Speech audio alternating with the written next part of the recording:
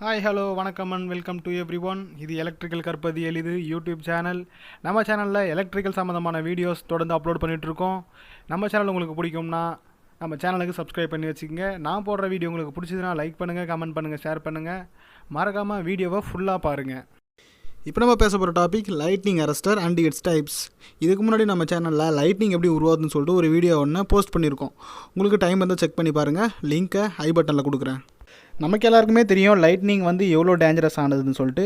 So லைட்னிங்கிலேருந்து humans நம்மளை protect பண்ணுறதுக்காகவும், அனிமல்ஸை ப்ரொடெக்ட் பண்ணுறதுக்காகவும், பவர் சிஸ்டம் எக்யூப்மெண்ட்ஸை ப்ரொடெக்ட் பண்ணுறதுக்காகவும், நம்ம வீட்டில் யூஸ் பண்ணுற ஹோம் அப்ளையன்சஸ், டவர்ஸ், பில்டிங்ஸ் இது எல்லாத்தையுமே பாதுகாக்கிறதுக்காக யூஸ் பண்ணுற ஒரு ப்ரொடெக்டிவ் டிவைஸுக்கு பேர் தான் லைட்னிங் அரஸ்டர். லைட்னிங்லேயும் இருந்து நம்மளை பாதுகாக்கிறதுக்காக 2 டிவைஸ் யூஸ் பண்ணுறோம். அதில் ஃபஸ்ட்டு டிவைஸ் பார்த்தீங்கன்னா லைட்னிங் அரஸ்டர், இன்னொன்று சர்ஜ் டைவர்ட்டர்னு சொல்லுவாங்க. பொதுவாக அந்த லைட்னிங் அரஸ்டரை வந்து அவுட்டோரில் யூஸ் பண்ணுவாங்க. பெரிய பெரிய பில்டிங்ஸில், டவர்ஸ்லாம் நம்ம பார்த்துருப்போம். ஒரு ராடு மாரி கனெக்ட் பண்ணி வச்சுருப்பாங்க. அந்த ராடு எண்டில் வந்து ஒரு ஒயரை கனெக்ட் பண்ணி நேராக பூமிக்குள்ள வச்சுருப்பாங்க. இதுதான் வந்து lightning arrester. Second type surge diverter. இந்த சர்ஜ் டைவர்ட்டரை பவர் சிஸ்டம் எக்யூப்மெண்ட்ஸில் நம்ம பார்த்துருக்கலாம். டிரான்ஸ்மிஷன் லைன், டிரான்ஸ்ஃபார்மரு, சப்ஸ்டேஷன், இது போல் பவர் சிஸ்டம் எலக்ட்ரிக்கல் எக்யூப்மெண்ட்ஸ் எங்கே யூஸ் பண்ணுறாங்களோ அவங்க எல்லா இடத்துலையுமே வந்து இந்த சர்ஜ் டைவர்ட்டர் தான் யூஸ் பண்ணுவாங்க. நார்மல் வோல்டேஜில் திடீர்னு ஏற்படுற மாற்றத்தை தான் நம்ம சர்ஜுன்னு சொல்லுவோம். ஸோ இந்த சர்ஜ் அரஸ்டரை வந்து லைட்னிங்லேருந்து ப்ரொடெக்ட் பண்ணியிருக்காங்க. அதேமாரி நம்ம பவர் சிஸ்டத்தில் சப்போஸ் எதுனா ஷார்ட் சர்க்யூட் ஆகிட்டு வோல்டேஜ் அதிகமானாலும் அதுலேருந்து ப்ரொடெக்ஷன் பண்ணுறதுக்காக இந்த எக்யூப்மெண்ட்டை யூஸ் பண்ணுறாங்க. இதுதான் லைட்னிங் அரஸ்டருக்கும் சர்ஜ் அரஸ்டருக்கும் இருக்க டிஃப்ரெண்ட்டு. கரண்ட்டை கண்டுபிடிச்ச பெஞ்சமின் ஃப்ராங்க்லின் தான் லைட்னிங் அரஸ்டரையும் கண்டுபிடிக்கிறாரு. லைட்னிங் வரும்போது அதில் கரண்ட் உருவாகுது.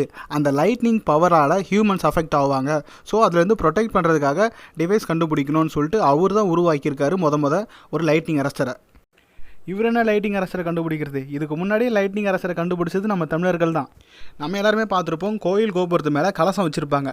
அந்த கலசத்துக்குள்ளே நவதானியம் வச்சுருப்பாங்க. அந்த கலசம் வந்து காப்பர், அலுமினியம், காப்பர் அல்லாய் இது போல் வந்து கரண்ட்டை கடத்துகிற பொருளால் செஞ்சுருப்பாங்க. இதுக்கு என்ன காரணம்னா, ஹைட்டான பில்டிங்கில் தான் ஃபஸ்ட்டு இடி மின்னல் உழுதுன்னு நம்மளுக்கு தெரியும். அந்த காலத்தில் வந்து வீடெலாம் வந்து கூரை வீடாக சின்ன வீடாக இருக்கும்போது ஹைட்டாக இருக்க மெட்டீரியல் மேலே தான் வந்து இடி விடும். ஸோ இந்த மெட்டீரியல் எல்லாமே வந்து இடியை வந்து அப்சர்வ் பண்ணி லைட்னிங் அரஸ்டராக ஆக்ட் ஆகும்.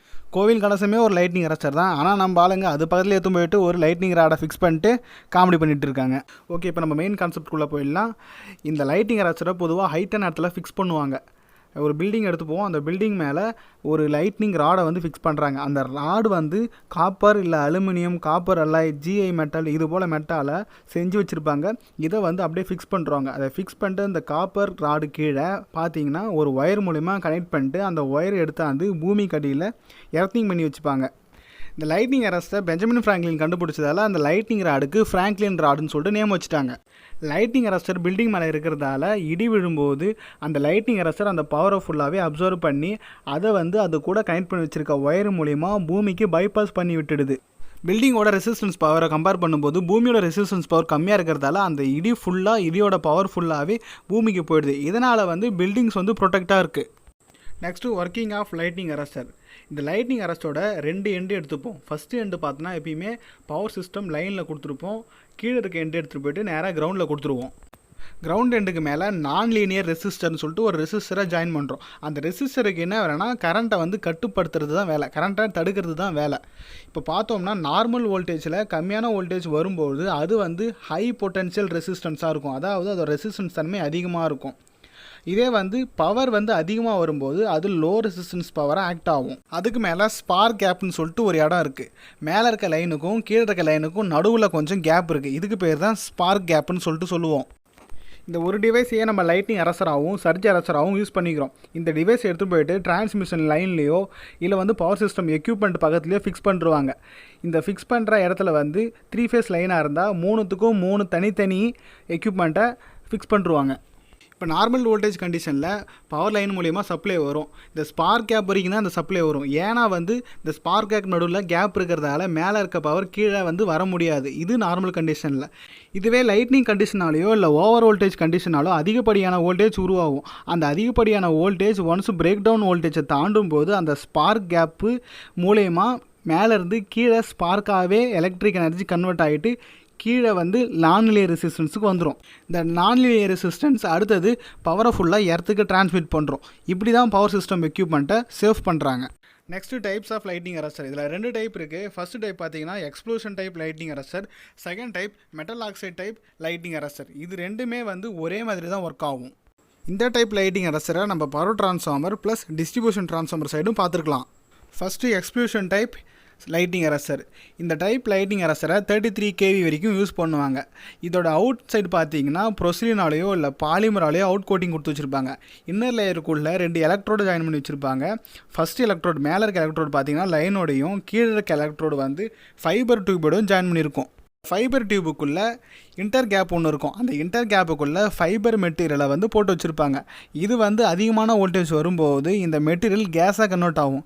அடுத்தது இந்த எண்டு எடுத்துகிட்டு போயிட்டு கிரவுண்டில் கனெக்ட் பண்ணி வச்சுருப்பாங்க. இப்போ நார்மல் வோல்டேஜில் 33 kVக்கு கீழே சப்ளை வரும்போது இந்த எலக்ட்ரோட் நடுவில் கேப் இருக்கிறதால மேலேருந்து கீழே எலக்ட்ரிக் சப்ளை போகாது. இதனால் நார்மல் கண்டிஷனில் அப்படியே ஒர்க் ஆகுது. ஒன்ஸ் ஹை வோல்டேஜ் வரும்போது இந்த 2 எலக்ட்ரோடுக்கு நடுவில் ஆர்க் உருவாகும். அந்த ஆர்க் மூலயமா சப்ளை ஃபைபர் டியூபுக்குள்ளே போயிட்டு இந்த ஃபைபர் டியூபுக்குள்ளே இருக்க மெட்டீரியல் வந்து எல்லாமே நேச்சுரல் கேஸாக மாறும். இப்படி இந்த எனர்ஜி கன்வர்ஷனால் வர வோல்டேஜ் கம்மியாகுது. மீதி இருக்க வோல்டேஜ் கிரவுண்டுக்கு கொடுத்துட்றாங்க. இப்படி தான் வந்து பவர் சிஸ்டம் எக்யூப்மெண்ட்ஸை வந்து ப்ரொடெக்ட் பண்ணுறாங்க. Second type metal oxide lightning arrester. இதை டிஸ்க் டைப் லைட்னிங் அரஸ்டர்னு சொல்லுவாங்க, இல்லைனா கேப்லெஸ் அரஸ்டர்னு சொல்லுவாங்க. இந்த டைப் லைட்னிங் அரஸ்டர் தான் இப்போ ஜென்ரலாக எல்லா இடத்துலையுமே யூஸ் பண்ணுறாங்க. Distribution line, transmission line, high voltage transmission line, poles எல்லா இடத்துலையுமே இந்த டைப் லைட்னிங் அரஸ்டர் தான் இப்போ பொதுவாக யூஸ் பண்ணுறாங்க. இது வந்து காஸ்ட்லி வைஸ் பார்த்திங்கன்னா ரொம்ப கம்மி.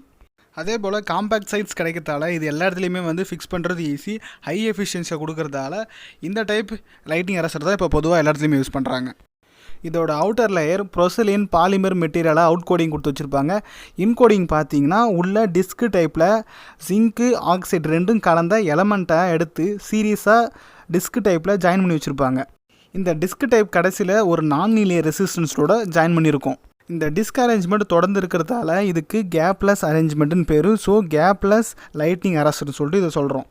இப்போ கம்மியான வோல்டேஜ் வரும்போது மேலே இருக்க எண்டுக்கும் கீழே இருக்க கிரவுண்ட் எண்டுக்கும் எந்த தொடர்பும் இருக்காது. அதாவது நார்மல் கண்டிஷனில் அப்படியே ஆஃப் கண்டிஷனில் இருக்கும். ஒன்ஸ் லைட்னிங் பவர் ஏற்பட்டு அதிகமான வோல்டேஜ் வரும்போது இந்த ஜிங்க் ஆக்சைடு மெட்டலும் நான்லீனியர் ரெசிஸ்டன்ஸ் ரெண்டுமே சேர்ந்து இதோட வோல்டேஜை கம்மி பண்ணிடுது. இப்படி கம்மி பண்ண பவர் கடைசியாக பார்த்தீங்கன்னா கிரவுண்டுக்கு எடுத்து போய் கொடுக்குறாங்க. இது மூலிமா பவர் சிஸ்டம் எக்யூப்மெண்ட்டு டேமேஜ் ஆகிற தடுக்கிறாங்க. இந்த ஒரு டிவைஸையே நம்ம சர்ஜ் அரஸ்டராகவும் லைட்னிங் அரஸ்டராகவும் யூஸ் பண்ணிக்கிறோம். இதோட டிஸ்கை இன்க்ரீஸ் பண்ணுறது மூலிமா இந்த லைட்னிங் அரஸ்டரோட பவரையும் இன்க்ரீஸ் பண்ணலாம். இப்படி நம்ம யூஸ் பண்ணுற லைட்னிங் அரஸ்டரை நம்ம ப்ராப்பராக ஒரு 3 மாதத்துக்கு ஒரு முறையோ 6 மாதத்துக்கு ஒரு முறையோ ப்ராப்பராக மெயின்டைன் பண்ணணும். அது துரு பிடிச்சிருக்கா, அதோட கான்டாக்ட் நல்லா இருக்கா அப்படின்னு சொல்கிறத செக் பண்ணி பார்த்துட்டா நம்மளுக்கு சேஃப்டியாக இருக்கும். ஸோ வீடியோட எண்டுக்கு வந்துட்டோம். இந்த வீடியோ மூலிமா லைட்னிங் அரஸ்டர்னா என்ன, அது எங்கே யூஸ் பண்ணுறாங்க, எப்படி ஒர்க் ஆகுது, அதோட டைப்ஸ் என்னன்னு சொல்லிட்டு தெரிஞ்சிருக்கும்னு நினைக்கிறேன். இந்த வீடியோ உங்களுக்கு பிடிச்சிருந்தா வீடியோக்கு லைக் பண்ணுங்கள், கமெண்ட் பண்ணுங்கள், ஷேர் பண்ணுங்கள், மறக்காமல் சேனலுக்கு சப்ஸ்கிரைப் பண்ணுங்கள். மீண்டும் ஒரு நல்ல வீடியோவில் சந்திப்போம். நன்றி, வணக்கம்.